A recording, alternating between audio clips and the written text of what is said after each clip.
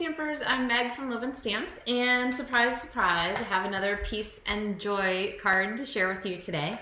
This one is a fun sort of centerpiece card that really shows off some of the word art, and we are doing color on color word art for this particular die cut. And I think you're going to like some of the tips that I give you for how to kind of put these pieces together, and you can really get a great sparkle from those blue adhesive back gems there on this one. So let's grab our supplies and get stamping. Now, if you're making this card from the kit that you got in the mail because you ordered at least $50 from me during the month of October, then you will have all your supplies ready to go, the ribbons and the adhesive back gems and the die cuts. And so you want to just grab those pieces. If you're making this from your own supplies based on the tutorials that you get for placing any size order in my online store during the month of October, then you can grab those and get the cutting information. So first we have our background here, and this is an 11 by 4 1/4 piece of paper. Now you could just go ahead and cut this in half or fold this in half, but honestly, when I have cards that are sort of this, some people call them the hamburger fold or the hot dog fold, whichever one it is. When they're these sort of vertical stacked cards, you want to make sure that you score, because otherwise you'll get a crack down the middle of your cardstock because the grain of the cardstock doesn't run this direction. So I'm going to go ahead and line that up and use my scoring blade and get my card base nicely scored there. Okay, so that's just going to get folded. This is going to fit on top. Make sure you stamp before you add this because you want to have a nice surface for stamping on. Now the designer series paper here is Snowflake Splendor, which is one of the ones that's on sale during the month of October. So go ahead and snag that. And you're going to use this as your guide for stamping. So I'll kind of set this up here so you can see next to it. What I'm going to do is I'm going to set this here. And for each one of these, I'm going to go ahead and stamp full strength. And then I am going to go ahead and stamp partial strength just to give us this fun layered shadow effect. So use your circle as a guide, but then take it away and see how I'm stamping once and then twice, once, kind of right next to each other. Maybe that one I won't do a second strength one. There we go. And then you can see how these are going to come together. Now some of them I might move a little bit further out, like this one I guess I'll stamp here with a little guy next to it. This one I'll stamp out here. This one is going to come down further to kind of draw that eye in, and then maybe this one doesn't need a lot of space. Whoops. There we go. Okay. All right. And then that leaves us room for our third branch, and that will kind of finish off our space. So I'm going to fill in some of the areas out here. Maybe I'll leave that one as a blank. This one needs one down here though. Okay. All right. So then we have kind of our circle in the center. Now you might notice that on the background of this card, I have some really pretty splatters. And the way you're going to do that is with a water painter. So let me grab this here. I have one of the 3 water painters that come in the package. And what I'm going to do is I am going to pick up some ink. Now you can do this a number of ways. The easiest way is actually just to ink up the corner of a block. You can have a stamp on it. You don't have to have a stamp on it. It could just be an extra one. But see that pool of ink that I've made there? Normally that's not our friend when we're stamping, right? You don't want to catch edges. But it is now, because I'm going to squeeze my water painter to have some extra water kind of push through the tip. I'm going to pick up that ink, and then I'm going to use this to do kind of a splatter paint effect and move this out of the way. And, well, I think I am. We need a little more water here. Let's grab some more ink too. So if you have the older aqua painters, that is kind of the same tool here. These are just the updated version of them. And I'm getting some more water. There we go. Okay, nice and juicy. Now I can see it. All right, so I'm going to hold this in one hand, and then I just tap with my other finger, and you can see those dots jumping right down there onto our paper. I see? All right, I'm going to do just a little more. It doesn't always go where you expect it to or where you want it to, but it works. Okay, so then we have those kind of set, and you can see that now we have a much nicer background here for our for our die cut circle. I love these stitch circles. I use them all the time. I'm going to grab this little sparkle image here, and I'm going to put kind of left and right here, some little sparkles.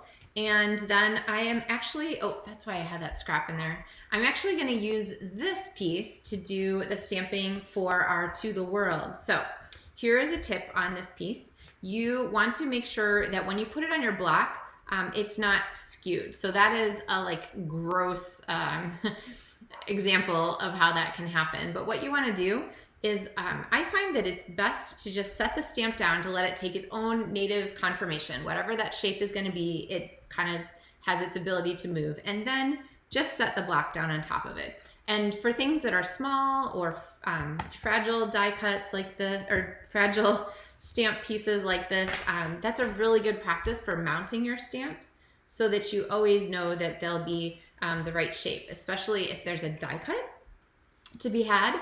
You're going to want to make sure that the stamp is in the right shape when it's on the block so that your stamped image matches the die cut or the punch. All right, so we just have that cut. We're going to take some of this fabulous ribbon here. This is the Snowflake Splendor ribbon, and it doesn't take very much of it. It's got a lot of glitz to it, so it's pretty powerful. And I'm going to attach this with one of my favorite tools, and that is the edging from a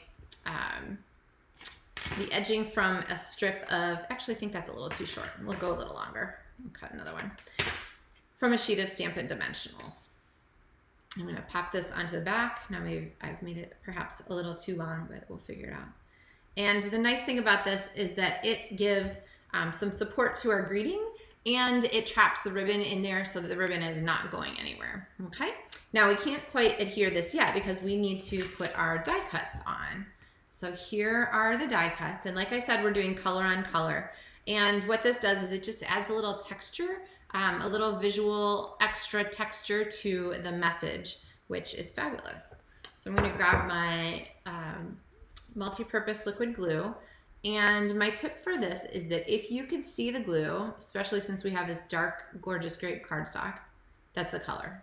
Gorgeous grape. It is gorgeous and grape, so I guess it's aptly named. But I'm going to go ahead and put this on. And if you can see the glue, so you can see that there's barely any on there, I know it can't quite focus, then it is enough.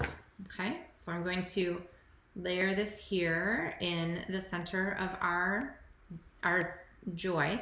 And the dies for these, you can see right here, there are 3 dies for each of the words, and the words in this set are joy, peace, and bright.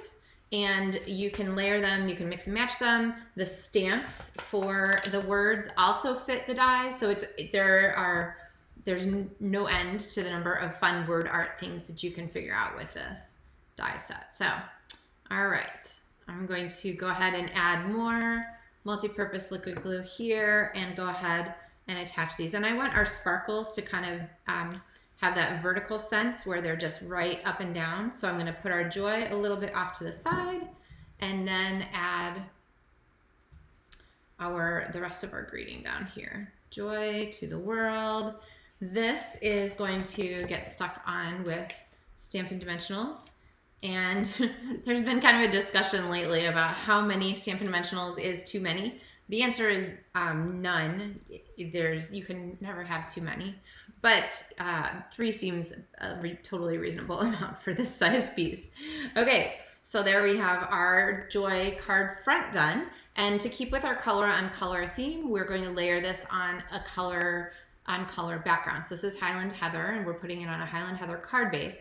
Now, if you glue this down flat, it is very pretty. The edging around the edges there is very subtle. So a nice way to make that a little bit more pronounced is to grab more edges from your Stampin' Dimensionals, or you could just use Stampin' Dimensionals, but I kind of like the corners because they wrap around here. And I'll trim this one too. And, oh, let's see, we don't need the actual Stampin' Dimensionals. We can leave those behind. And we'll just put one out here. Okay, good enough. So we'll peel these backings off. And if you have your little trash bins handy, I have these cute themed ones for fall. And if you haven't seen the my Facebook page, the LovenStamps Facebook page, I've been giving LovenStamps studio tours daily. And so you can tune in the morning or catch them later in their replays. But lots of fun ideas, including those cute little these cute little bins. So I gave these directions the other day.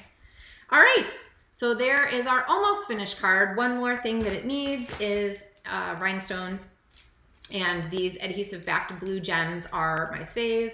So this card with a purple background, it could be, I could use the lighter blue ones, but I feel like they get a little washed out. I love these opaque gems because they're just a little bit more powerful in their appearance. And so I'm gonna put a couple of, let's see, I think I want 2 small ones, a couple of these, come off my fingernail there. You can always use your take your pick tool if you find that they're not sticking. And my other message for these is I really like things in odd numbers, groups of 3 or 5. So 3 gems I think make a really nice finish for this card. All right, so if you want to make this card and you want me to send you all the pieces to make this card, I will do that if you have an online order in my store this month that is $50 or more. And if you place any size order, again, you'll get the LovenStamps monthly tutorials, and those are for 4 projects, which include the piece gatefold card that I made, the bright word art, puffy word art, and the Peace and Joy shadowed DSP card-based card. So lots of great ideas for this limited sets of supplies. You'll be able to make a ton of them. And yeah. Thank you so much for watching. Let me know if you have any questions, and happy stamping.